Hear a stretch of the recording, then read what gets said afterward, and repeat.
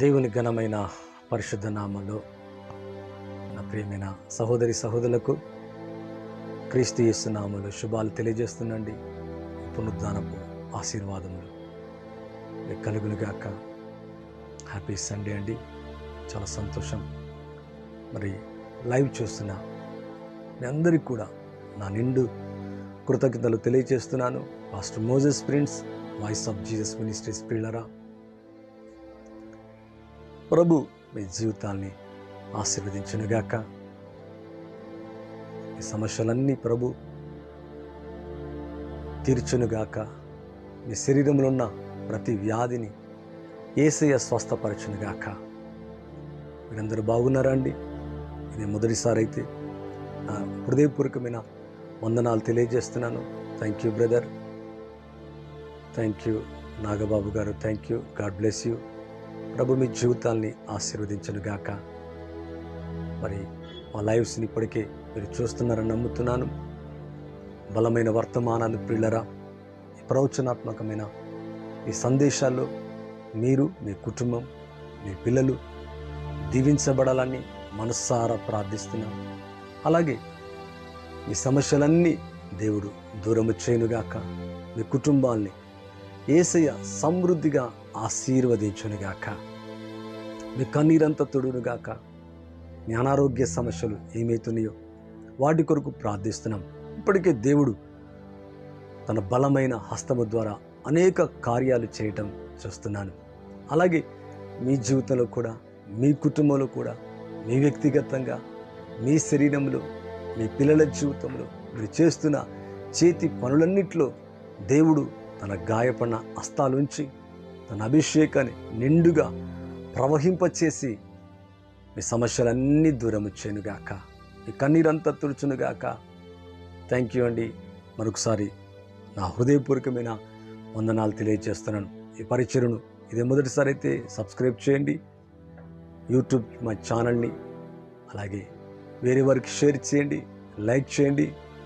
ప్రతిరోజు ఒకవేళ సమయం కుదరకపోతే ఆ తదుపరి మరి యూట్యూబ్లో అలాగే ఉంటుంది, ఫేస్బుక్లో అలాగే ఉంటుంది. మరి చూడడానికి ప్రయత్నం చేయాలని ప్రభు పేరిట కోరుకుంటున్నా. ప్రభు మీ జీవితాన్ని దీవించి ఆశీర్వదించునుగాక. దయచేసి కళ్ళు మూసుకుందాం, ముందుకెళ్దాం. పరిశుద్ధుడైన తండ్రి, మీకు వందనాలు ప్రభా. లైవ్ చూస్తున్న ప్రతి కుటుంబాన్ని ఆయన ఫేస్బుక్ ఆర్ యూట్యూబ్, ఇన్స్టాగ్రామ్ ఆయన ఏదైనా కానీ, ఎక్కడున్నా కానీ, ఏ స్థలములో ఉన్నా, ఏ పరిస్థితిలో ఉన్న ప్రభా, వారి జీవితాలు తాకండి. ఈ బలమైన ఘనమైన నామములో తండ్రి బలమైన కార్యాలు జరిగించమని వేడుకుంటున్నా. మరి కష్టములన్నీ తీసివేయండి అయ్యా. మరి నిట్టూర్పు, మరి దుఃఖం, మరి కన్నీరునైనా, మరి హృదయ వేదన తండ్రి తొలగించమని వేడుకుంటున్నా. ఈ మార్గములో వారిని నడిపించండి ప్రభా. మీ శాంతితో నింపండి, మీ సమాధానం మరి కలగచేయండి ప్రభా. వారి హృదయ తలంపులకు మీ నిండైన అయా సమాధానము మీ జ్ఞానముతో నింపబడి వేడుకుంటున్నా. చింత యావత్తు తీసివేయండి ప్రభా. కన్నీరంతా తుడవండి నాయన. ఓదార్చమని వేడుకుంటున్నా. బలపరచని నాయన. పౌలు గారు అన్నట్టుగా నన్ను బలపరచు అని యందు నేను సమస్తం చేయగలను అంటున్నాడు. నేను ఎప్పుడు బలహీనుడును అయ్యా, అప్పుడే నేను బలవంతుడు అంటున్నాడు. అయ్యా నీకు వందనాలు, స్తోత్రాలు. క్రీస్తు శక్తి నా మీద నిలుచు నిమిత్తం నేను ఎప్పుడు బలహీనును అప్పుడే బలవంతుని అంటున్నాడు. నిజమే నాయన. ఎవరైతే బలహీనులై ఉన్నారో, అలసిపోయినారో, కృంగిపోయి ఉన్నారో నాయన, విచారపడుతున్నారో ప్రభా, ఏమి చేయాలో అర్థం కానటువంటి పరిస్థితుల్లో వెళుతున్నారో వారి వారి సమస్యలు తీసివేయండి. వారి హృదయాలకు నెమ్మది ఇవ్వండి. మంచి దారిలో నడిపించండి. ఆలస్యం వారికి 1000 రెట్ల ఆశీర్వాదంగా మారునట్లుగా సాయం చేయండి. జాబ్లో కలతలు తీసివేయండి. ఆర్థికమైన ఒత్తిడి తొలగించండి నాయన. అప్పులన్నీ తీసివేయండి ప్రభా. అనారోగ్య సమస్యలయ్యా, గృహము లేని వారికి గృహము దయచేయండి అయ్యా. తన పరిచర్యలను దీవించండి నాయన. ఆత్మల రక్షణ, అనేక ఆత్మలు రక్షించబడినట్లుగా సహాయం చేయండి. ఎవరైతే దాని కొరకు ప్రయాసపడుతున్నారో వారి ఇంటిని, వారి సమస్తాన్ని అయ్యా, భార్యను, పిల్లల్ని సమస్తాన్ని విడిచిపెట్టి గ్రామాలకు అయ్యా అనేక ప్రాంతాలకు వెళ్ళి స్వార్థ అందిస్తున్నారు. వారి జ్ఞాపకం చేసుకోండి. వారి కన్నీరంతా తుడవండి అయ్యా. వారి జీవితంలో కావలసిన ఆహారం వస్త్రాలు, ఇల్లు, మందిరము, స్థలాలు దయచేయండి ప్రభా. అలాగే తండ్రి, రోగగ్రస్తులను స్వస్థపరచండి అయ్యా. నెమ్మది లేని వారికి నెమ్మది ఇవ్వండి నాయన. మా ప్రియులు పరిచయని ప్రేమిస్తూ సహకరిస్తున్న ప్రతి కుటుంబాన్ని ప్రత్యేకంగా జ్ఞాపకం చేసుకోండి అయ్యా. తండ్రి, వారి యొక్క జాబ్స్లో, వారి కుటుంబాలలో తండ్రి నెమ్మది ఇవ్వండి. వారి పిల్లలు హయ్యర్ ఎడ్యుకేషన్ దయచేయండి. గొప్ప చదువులను అనుగ్రహించండి నాయన. మంచి భవిష్యత్తు కలగచేయండి ప్రభా. స్వార్థ ద్వారా అనేక ఆత్మలు సంపాదించినట్లుగా కృప చూపించండి. స్వార్థ చెప్పిన వారిని చులకన చేయక అయ్యా, పాస్టర్స్ నాయన చులకన చేయక వారు కలిగిన దాని కష్టములు పేదలకు ఇవ్వటమే కాదు అయ్యా, పాస్టర్స్ కూడా ఇచ్చే కృపను దయచేయండి నాయన. అనేకులకి వారి వారి అవసరతలు, అక్కర్లన్నీ తీర్చండి అయ్యా. శ్రీలంకను జ్ఞాపకం చేసుకోండి, పాకిస్తాన్ నాయన, యుక్రెయిన్ ప్రభా, రష్యా నాయన, జపాన్ ప్రభా, ఇండియా దేశము నాయన. దేశంలో ఉన్న తండ్రి అపవిత్రత, విగ్రహారాధన, పాపము, శాపము సమస్తాన్ని తొలగించండి అయ్యా. ఆయా కుటుంబాలలో ఉన్న సమస్యలన్నీ కూడా తీసివేయమని యేసుక్రీస్తు నామంలో అడిగి వేడుకుంటున్నాను తండ్రి, ఆమెన్. థ్యాంక్ యూ అండి. Thank you for watching. మరొకసారి వాచ్ చేస్తున్న మీ అందరికీ వందనాలు. ఈ ప్రార్థన ద్వారా మీ జీవితాల్లో గొప్ప ఆశీర్వాదం పొందారని నమ్ముతున్నాను. గొప్ప కార్యములు దేవుడు మీ జీవితంలో జరిగించునుగాక. మరి ఒక టాపిక్ ఏంటంటే గురి కలిగి ఉండు. దాన్ని ఇంగ్లీష్లో మనం ఏమంటామంటే గోల్ అంటాం. అప్పుడప్పుడు చూడండి, ఫుట్బాల్ కానీ ఒక మ్యాచ్ ఏదైనా జరుగుతున్నప్పుడు వారి గురి ఒక బంతిని చూస్తూ గోల్ వైపు వారందరూ కూడా ఒక టీం మరొక టీం ఏదైతే బంతి ఉందో ఆ బంతిని తీసుకెళ్ళి గోల్లో వేయడానికి ప్రయత్నం చేస్తారు. తద్వారా ఒకవేళ గెలిస్తే ఆ దేశానికి మరి మంచి పేరుంటుంది. ఆ దేశం మరికి మంచి గిఫ్ట్స్ని ప్రకటిస్తుంది. అది డబ్బే కావచ్చు, ల్యాండే కావచ్చు, జాబే కావచ్చు, చాలా ఆనందదాయకంగా ఉంటుంది. అయితే ఎవరైతే ఒక ఫుట్బాల్ కానీ లేదా క్రికెట్ జట్టు కానీ ఏదైతే లేదా రన్నింగ్ చేస్తున్న వారు కానీ వారు పరిగెత్తుతున్నప్పుడు ఒక గురి కలిగి వారు పరిగెత్తుతూ ఉంటారు. ఒక గురి కలిగి జట్టులో వారి యొక్క నియమాలతో నిబంధనలతో ఆడుతూ ఉంటారు. మరి మన జీవితంలో, ఆత్మీయ జీవితంలో కూడా గురిని కలిగి ఉండాలా? ఉన్నతమైన గురిని కలిగి ఉండాలా? చాలామందికి గురి ఉంటుంది, ఈ లోకపరంగా ఉంటుంది, మంచిదే, తప్పేమి కాదు.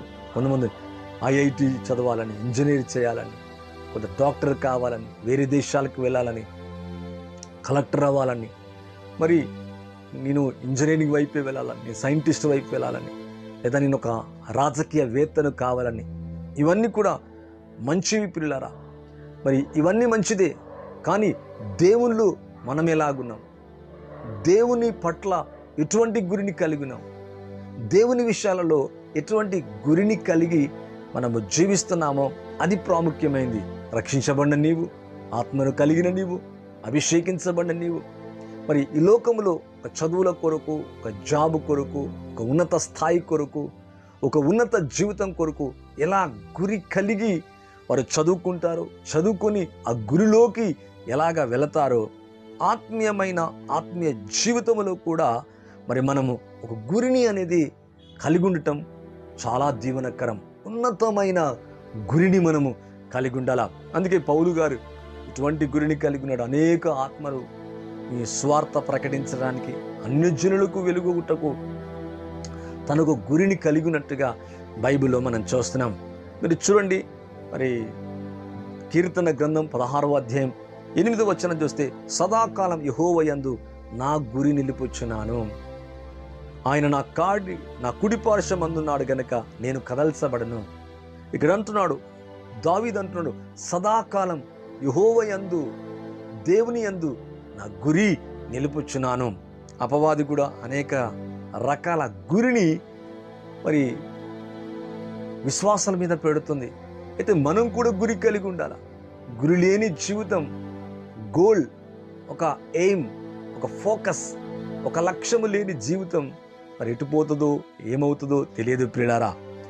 మరి ఇక్కడ చూస్తే దావీదు అంటున్నాడు, సదాకాలం యెహోవా యందు నా గురి నిలుపుచున్నాను. మరి వాట్ ఈజ్ యువర్ ఎయిమ్ అడుగుతారు అప్పుడప్పుడు. What is your goal? What is your plan? What is your మరి ఫోకస్ ఏంటి? నీ ఫోకస్ ఏంటి?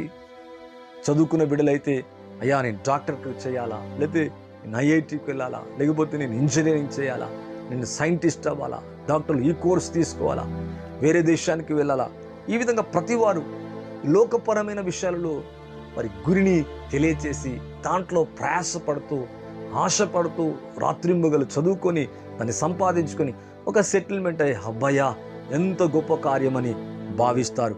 కానీ ఆత్మీయ జీవితంలో ప్రభుని కలిగిన తర్వాత ఇక్కడ మరి పౌలు గారి జీవితంలో అనేక ఆత్మలు సంపాదించుట కొరకు స్వార్థ కొరకై ఒక గురిని కలిగి ఉన్నాడు.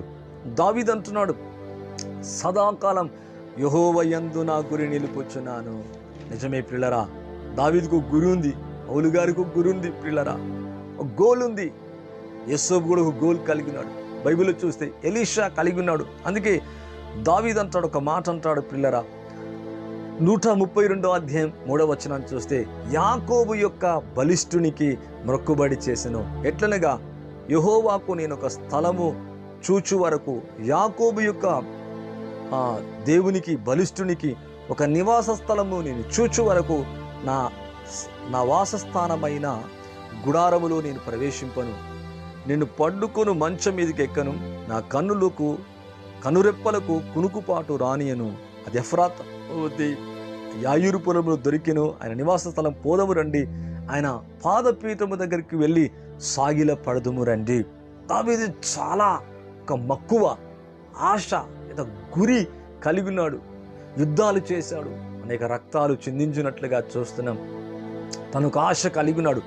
యాకోబు యొక్క బలిష్ఠునికి మొక్కుబడి చేసెను. ఎట్లనగా యెహోవాకు నేను ఒక స్థలము చూచు వరకు, యాకోబు యొక్క బలిష్ఠునికి ఒక నివాస స్థలము నేను చూచు వరకు నా నివాస స్థలములో నేను గుడారములు నేను ప్రవేశింపను. నా కనులకు నీ మంచం మీదకి ఎక్కను, నా కనులకు కునుకు పాటు రానివ్వను. అంటే తనొక ఆశ, తనొక మరి ఎయిమ్, తన గోల్ ఏంటంటే బలిష్ఠుడైన దేవునికి ఒక మందిరం కట్టాలని. నిజమే పిల్లరా, మరి ఇలాగా మనం ఉన్నామా? ఇటువంటి ఆశను కలిగి ఉన్నామా? చాలామంది అంటారు మరి సేవ కొరకు ఒక గురి కలిగి ఉంటారు. మరి అలాగే మన జీవితంలో కొంతమంది ఒక 1000 మందిరాలు కట్టాలని, కొంతమంది 1000 మంది పాస్టర్లకు సాయం చేయాలని, లేకపోతే ఒక 1000 మందికి భోజనమును నేను ఇవ్వాలని, లేదా ఇతరులను చదివించాలని. నేను అప్పుడప్పుడు చూస్తూ ఉంటాను కొంతమంది సినీ యాక్టర్స్ ఒక 100 మందిని 1000 మందిని మరి ఆర్ఫన్స్ని, చిల్డ్రన్స్ని, అనాథ పిల్లల్ని చదివించడం చూస్తున్నాను. ఇది చాలా ఒకవేళ వారు అన్యులు కావచ్చు, వారికి దేవుని కోసం తెలుసో తెలీదు మనకు తెలియదు, కానీ ఒక మంచి పనులలో వారు గురి కలిగి ఉన్నారు. వారు ఉన్న దాంట్లో వారు మరి ఫ్లౌరిష్ అవుతున్నారు. మరి మనం ఆత్మల కొరకు, ఆత్మను సంపాదించి మరి వారి కొరకు మనం ప్రయాసపడుతున్నామా? మనము కూడా ఒక గురిని కలిగి ఉంటున్నామా? ఈ సంవత్సరం, ఈ నెల, లేదా ఈ ఇయర్ ఒక ప్లాన్ చేసుకొని, అయ్యా ఇయర్ కొంతమందికి నేను సాయం చేస్తా, కొన్ని మందిరాలు కడతా, కొన్ని ఆత్మలు సంపాదించే వారికి సాకారంగా ఉంటా. ఒక గురిని ఎప్పుడైతే మనం కలిగి ఉంటామో బహుగా దీవించబడతాం. మరి దావీదు రాజు, దావీదు గొర్రెల దొడ్లోంచి వచ్చాడు. గురితోనే మరి గొల్యాతును కొట్టినట్టుగా, చిన్న వడిసెలు తీసుకొని రాయి పట్టుకొని గురి చూసి కొట్టినట్టుగా చూస్తున్నాం. అలాగే గురితో మనం పరిగెత్తాలా, గురి చూసి కొట్టాలా. మరి గురి వైపు మనం పరుగులు పరిగెత్తాలా, అలసిపోకుండా, మరి కృంగిపోకుండా, విచారపడకుండా. మనం ఎప్పుడైతే గురిని కలిగి ఉంటామో దాన్ని మనం పొందగలం. మరి లోకపరమైన విషయాలలో గురిని కలిగి ఉండటం తప్పేమి కాదు, కానీ అలాగే నేను తప్పక దేవుడు దీవిస్తాడు. ఒక ఇల్లును కట్టుకుంటావా, మంచిదే. మరి లేకపోతే ఒక జాబా, చాలా మంచిది. Promotion, very good. ఒకవేళ పిల్లలు హయ్యర్ ఎడ్యుకేషన్, చాలా సంతోషం. అయితే ప్రభా దీంట్లో నుంచి నేను ఒక గురి కలిగి ఉన్నానయ్యా, ఈ సంవత్సరం, ఈ నెల, లేదా ఈ యొక్కసారినైనా ఇటువంటి దైవజనులకు ఒక మందిరము లేని చోట మందిరం అయ్యా, ఈ కడుతున్న చోట సాకారంగా ఉంటా, లేకపోతే ఇటువంటి నైనా దైవజనులకు నేను సహాయం చేస్తా. నువ్వు ఎప్పుడైతే గురిని నువ్వు కలిగి ఉంటావో గొప్ప కార్యములు చూడగలవు. మరి యాకోబు గురిని కలిగి మరి బలిష్ఠుడైన దేవునికి ఒక మొక్కుబడి చేసుకొని నివాస స్థలం, దేవునికి ఒక నివాస స్థలం దొరికేదాకా కునుకుపాటు రాలేదంట, మంచం మీదకి ఎక్కలేదంట. మరి దేవుని యొక్క వాక్యం అంటుంది ఎలాంటి గురి కలిగి ఉన్నాడో మీరు అర్థం చేసుకోవాలా. మనం కూడా అలాగా హృదయంలో బర్న్ అవ్వాలా ప్రియులరా, మరి ఫ్లేమ్ అవ్వాలా. ఇంకొక విధంగా చెప్పాలంటే ఆత్మలు మండుతూ ఉండాలా. పరిశుద్ధాత్మలో మనం కూడా దేవుడు అనుగ్రహించు దర్శనములు గురి కలిగి ఉండాలా. దాంతో మండుతూ ఉండాలా, దాన్ని వెలిగిస్తూ ఉండాలా. మరి అనేక ఆత్మలు సంపాదించాలా, అనేకులకు స్వస్థతకరంగా, దీవెనకరంగా, ఆశీర్వాదకరంగా, మరి దేశములను కదిలించేవారిగా మనం ఎప్పుడైతే ఉండడానికి ఒక గురి కలిగి ఉంటామో గురిని దేవుడు దీవిస్తాడు. గురి వైపే పరిగెత్తాలా. అవును, ఇక్కడ చూస్తే మరి దావీదు అలా చక్కగా ఉన్నట్టుగా మనం చూస్తున్నాం. చూడండి, 1 కొరింథీయులకు రాసిన పత్రిక 9వ అధ్యాయం 20వ వచనం చూస్తే, 26వ వచనం చూస్తే, కాబట్టి నేను గురి చూడని వాని వలె పరిగెత్తువాడను కాను. గురి లేని జీవితం లాంటి జీవితం నాది కాదు ఇక్కడ అంటున్నాడు. కాబట్టి నేను గురి చూడని వాని వలె పరిగెత్తువాడను కాను. అంటే పరిగెత్తేవాడు ఎలా పరిగెత్తుతానంటే బహుమానం కొరకు పరిగెత్తుతాడు. పౌలు గారు జీవ కిరీటం కొరకు, నీతి కిరీటం కొరకు పరిగెత్తి తిమోతిని అటువైపే పరిగెత్తమంటున్నాడు. మంచి పోరాటం పోరాడితేనే నా వలే పోరాడండి, నా వలే పరిగెత్తండి. గురివైపు అంటే పరలోకం నీ గురై ఉండాలా. లోకం కాదు, లేదా భూమి మీద విషయాలు కాదు, లేదా డబ్బు కాదు, లేదా లోక సంబంధమైన ఆశలు కోరికలు కాదు, కానీ దేవుని కొరకు, అన్యులకు స్వార్థాన్నింపబట్టకు, అనేకులు వెలిగించబట్ట కొరకు, అనేక ఆత్మలు రక్షించబట్ట కొరకు, అనేకులు అనేక చోట్ల సంఘాలు ఏర్పడ్డ కొరకు, అనేక ఆత్మలు సంపాదించట కొరకు పౌలు గారు గురిని కలిగి ఉన్నాడు.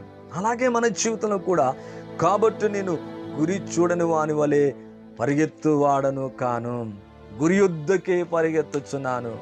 ఎంత చక్కటి మాట పిల్లరా. మరి what is your aim, what is your focus, what is your goal? అవును, నీ గోల్ ఏంటిది? ఫస్ట్ క్లాస్ రావటమా, ఒక మంచి జాబ్ సంపాదించటమా, లేదా నీకు కలిగిన దాన్ని ఇతరులకు పంచటమా, దేవునికి ఇవ్వటమా, నీకు కలిగిన దాంతో దేవుని స్తుతించటమా, దేవుని ప్రేమించి ఈ సంవత్సరం ఒక మందిరం కడితే మరొక సంవత్సరం మరొక మందిరం కట్టాలయ్యా, ఓ కడుతున్న వారికి సాకారంగా ఉండాలా, ఇవి మంచి పరిచయం చేసే వారికి హెల్ప్ఫుల్గా ఉండాలా. ఒక ఎయిమ్తో మన జీవితం ఎప్పుడైతే గురితో ప్రారంభమవుతుందో అది ఎంతో దీవెనకరంగా ఉంటుంది పిల్లరా. ఇక్కడ చూడండి, సదాకాలం నా గురి దేవుని మీదే నిలబొచ్చున్నాను. ఫిలిప్పీలకు రాసిన పత్రిక 3వ అధ్యాయం 12వ వచనం చూస్తే, ఇదివరకే నేను గెలిచితినైనను అనుకోనట్లేదు, కానీ నేను దేని నిమిత్తం క్రీస్తు యేసు చేత పట్టబడుతును దాన్ని పట్టుకొనవలనని పరిగెత్తుచున్నాను. స్వార్థ కొరకు దాని అర్థం. సహోదరులారా, నేను ఇదివరకే పట్టుకొని నన్ను తలంచుకున్నాను, వెనుకవి ఉన్నవి మరిచి ముందున్న వాటికై వేగిరపడచ్చు, క్రీస్తు యేసు నందున్న దేవునితో ఉన్నతమైన పిలుపునకు కలుగు బహుమానం పొందవలనని గురి యొద్దకే పరిగెత్తుచున్నాను. ఇక్కడ చూడండి, ఒక గోల్ వైపే వెళుతున్నాడంట. మరి జట్టి అయిన వాడు, ఆటగాడు ఆటలాడుతున్నప్పుడు నియమంగా ఉంటూ వారు ఎటువైపు వెళ్తారంటే మరి గోల్ వైపే వెళ్తారు. వారి మనసంతా గోల్ వైపే ఉంటుంది. మరి అపవాది మన జీవితంలో మన గోల్ని డిస్టర్బ్ చేయడానికి ప్రయత్నం చేస్తాడు. ముమ్మారు ప్రార్థించాలనుకుంటున్నావా, దేవునికి ఇవ్వాలనుకుంటున్నావా, ఇంకా రోషంగా బ్రతకాలనుకుంటున్నావా, అనేక ఆత్మలు సంపాదించాలనుకుంటున్నావా, నీ గోల్ మరి ఉన్నతమైంది ఉండాలా. నీ గోల్ డిస్టర్బ్ చేయడానికి అపవాదైన సాతాను లోకములు అనేక విషయాలు చిక్కుబడ్డానికి, అలసిపోవడానికి, ఎరవేస్తూ మరి అనేక రకాల ఆశలు చూపిస్తూ నీ గురిని పాడు చేయడానికి ప్రయత్నం చేస్తుంది.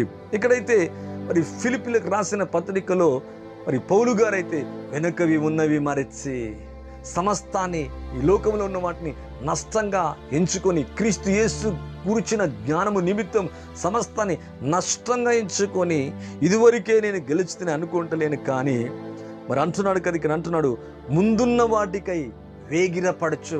నీ ముందు మంచి భవిష్యత్తు ఉంది, ముందు నీకు అనేక ఆత్మలు సంపాదించుటకై ద్వారములున్నాయి, ముందు నీకు ఒక మంచి ఒక ఉద్దేశాన్ని, మంచి వాటిని ప్రభు కలిగి ఉన్నాడు. మరి ఇక్కడ అంటున్నాడు, వెనకవి మరిచి ముందున్న వాటికై వేగిరపడచ్చు, క్రీస్తు యేసునందున్న దేవుని ఉన్నతమైన పిలుపు, మరి పిలుపునకు కలుగు బహుమానం పొందవలనని గురి యొద్దకే పరిగెత్తొచ్చున్నాను. ఉన్నతమైన పిలుపు చేతను పిలువబడ్డావు. దేవుని యొక్క రక్తం, అమూల్యమైన రక్తం చేత కడగబడ్డావు. పరిశుద్ధాత్మతో నువ్వు కడగబడ్డావు ప్రియులారా. దేవుని ఆత్మతో నింపబడ్డావు. ఇక్కడ అంటున్నాడు, గురి యొద్దకే పరిగెత్తుచున్నాను. ఓ వాట్ ఏ బ్లెస్సింగ్. మరలా అంటున్నా, లైవ్ చూసిన మీ అందరి జీవితంలో మనం కూడా ఇలాగే ఉండాలా ప్రియులారా. మన గురి, what is your aim, what is your focus?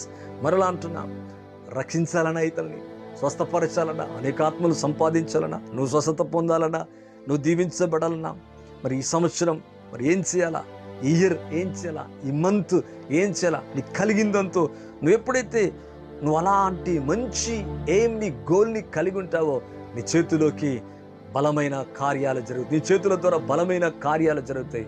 దేవుడిని నువ్వు వాడుకుంటాడు పిల్లరా. అవును, కావలసిన సమస్తాన్ని సమృద్ధిగా దేవుడు నీకు అనుగ్రహిస్తాడు. అందుకే గలతీయులకు రాసిన పత్రిక 6వ అధ్యాయం 6వ వచనం చూస్తే, అలయక విసుకక పరిగెత్తాలంట. తగిన కాలమందు పంట కోతము, మనం మేలు చేటి యందు విసుకక యుందుము, మనం అలయక మేలు చేస్తే కనుక తగిన కాలం పంట కోతము. అలసిపోకుండా పరిగెత్తాలంట, విసుకకోకుండా. ఇక్కడ చూడండి, మనం మేలు చేటి యందు విసుకక యుందుము.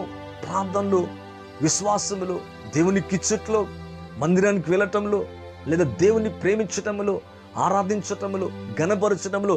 ఇక్కడ అంటున్నాడు, మనం మేలు చేయట యందు మరి విసుగుకోక, అలసిపోక, అలయక మేలు చేస్తే తగిన కాలములో పంట కోతము. అవును, దేవునికి వాక్యం తగిన కాలములో. మరి దేవుడు తగిన కాలములో నీకు పంట కోసేలాగా దేవుడు సాయం చేస్తాడంట. ఈ లైవ్ చూస్తున్న మీ అందరి జీవితంలో గ్రేట్ థింగ్స్ జరుగునుగాక, గొప్ప కార్యములు జరుగునుగాక, మీ ఎయిమ్స్ అన్ని దేవుడు నెరవేర్చునుగాక, మిమ్మల్ని గోల్ వైపు దేవుడు పరిగెత్తింపచ్చేనుగాక. సాతాను దాని సంబంధమైన ప్రతి ఆటంకం యేసు నామములో మీ జీవితాలకెళ్ళి, మీ మార్గాలకెళ్ళి, మీ పరిసరాలకెళ్ళి, మీ కుటుంబంలోకెళ్ళి యేసు నామములో తొలగిపోనుగాక. గురివైపే పరిగెత్తాల, వెనుకకు ఉన్నవి మనిషి పరిగెత్తాలా. ఇక్కడ దావీదునట్టుగా సదాకాలం యెహోవా యందే నా గురిని నిలుపుచున్నాను. నిత్య జీవం వైపే, పరలోకం వైపే. అవును, నీ దృష్టి, నీ పిల్లల దృష్టి, నీ భార్య దృష్టి, నీ భర్త దృష్టి అంతా కూడా ఆ గోల్ వైపు ఎప్పుడైతే ఉంటుందో మనకు కావలసినవన్నీ కూడా ఈ భూమి మీద అనుగ్రహించబడతాయి పిల్లరా.